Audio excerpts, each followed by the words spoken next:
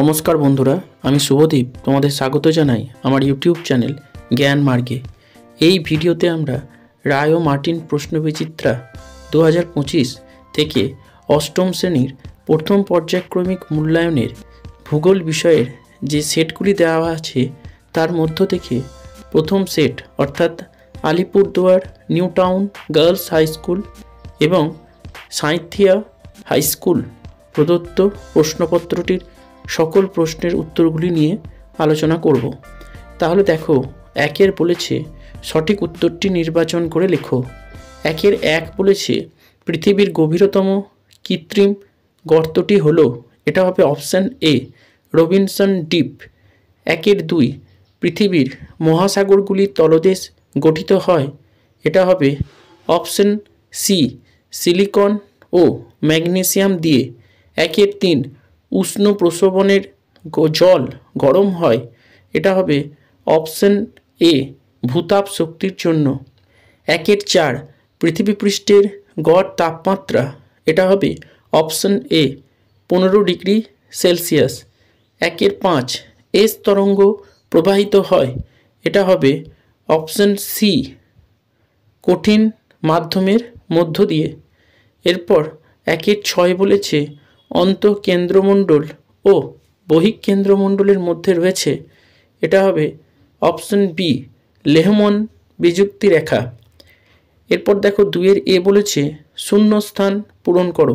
একেরটা বলেছে ভারতের প্রতিবেশী দেশগুলির মধ্যে সার্কভুক্ত দেশ নয় ড্যাশ ও ড্যাশ, উত্তর হবে মায়ানমার ও চীন।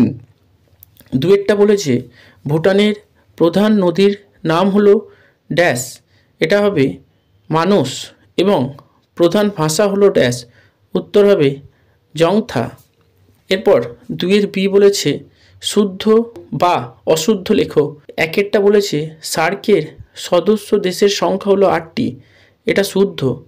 দুইয়েরটা বলেছে নেপালের প্রধান ভাষা বাংলা, এটা অশুদ্ধ।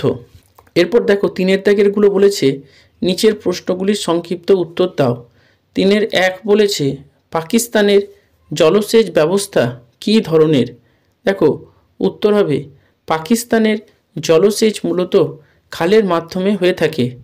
সিন্ধু ও তার উপনদীগুলোতে বাঁধ দিয়ে জলাধারগুলি তৈরি করা হয়েছে। জলাধারগুলি থেকে একাধিক সেচ খাল কাটা হয়েছে। পাকিস্তানের বেশিরভাগ জলসেচ এই পদ্ধতিতে করা হলেও পাকিস্তানের পশ্চিমে শুষ্ক অঞ্চলে মাটির নিচে সুড়ঙ্গ কেটে কৃষিক্ষেত্রে জল নিয়ে যাওয়ার প্রথা আছে, যার নাম ক্যারেজ প্রথা। এরপর তিনের দুই বলেছে নেপালের পর্যটন শিল্প সম্পর্কে যা জানো লেখো। দেখো উত্তর হবে পৃথিবীর 10টা উচ্চতম পর্বতশৃঙ্গের মধ্যে 8টি নেপালে অবস্থিত। তার মধ্যে উল্লেখযোগ্য হলো মাউন্ট এভারেস্ট। এই কারণে সারা পৃথিবীর পর্বতারোহীরা নেপালে পর্বতারোহণে আসেন, যার ফলস্বরূপ এখানে পর্যটন শিল্পের ব্যাপক প্রসার ঘটেছে এবং এই শিল্প থেকে নেপাল সবথেকে বেশি বৈদেশিক মুদ্রা উপার্জন করে। এরপর তিনের তিন বলেছে সারা পৃথিবীর পর্বতারোহীরা নেপালে পর্বতারোহণ করতে আসেন কেন। আর পরের পার্টটা বলেছে সার্ক কত সালে গঠিত হয়। দেখো উত্তর হবে পৃথিবীর 10টি উচ্চতম পর্বতশৃঙ্গের মধ্যে 8টি নেপালে অবস্থিত হওয়াতে এখানে পর্বতারোহীরা পর্বতারোহণে করতে আসেন। আর 1985 সালে সার্ক গঠিত হয়েছিল। এরপর চারের দাগের বলেছে নিচের প্রশ্নগুলির সংক্ষিপ্ত ব্যাখ্যামূলক উত্তর দাও। চারের এক বলেছে টিকা লেখো সিসমোগ্রাফ। দেখো উত্তর হবে ভূমিকম্প পরিমাপক যন্ত্র হলো সিসমোগ্রাফ। পৃথিবীর বিভিন্ন স্থানে অনেক ভূমিকম্প পরিমাপক কেন্দ্র বর্তমান, তাই কোনো ভূমিকম্প ঘটার কয়েক মিনিটের মধ্যেই একাধিক সিসমোগ্রাফ যন্ত্রের তথ্য তুলনা করে ভূমিকম্পের কেন্দ্র, উপকেন্দ্র, অবস্থান, স্থায়িত্ব, তীব্রতা সবই নির্ভুলভাবে সংগ্রহ করা সম্ভব হয়। এই যন্ত্রটির গঠন ভীষণ সরল। এতে একটা শক্ত ফ্রেম থেকে স্প্রিংয়ের সাহায্যে ভারী ওজন ঝোলানো থাকে। এর সাথে কলম আটকানো থাকে আর একটি কাগজের রোল স্বয়ংক্রিয়ভাবে খুলতে থাকে। ভূমিকম্পের সময় কলমটি দোলার কারণে কাগজের উপর তার নকশা ফুটে ওঠে। এরপর দেখো 4-এর 2 বলেছে টিকা লেখো প্রশান্ত মহাসাগরীয় আগ্নেয় মেখলা। দেখো উত্তর হবে পৃথিবীর অধিকাংশ জীবন্ত আগ্নেয়গিরি প্রশান্ত মহাসাগরকে বলয়ের মতো ঘিরে রয়েছে।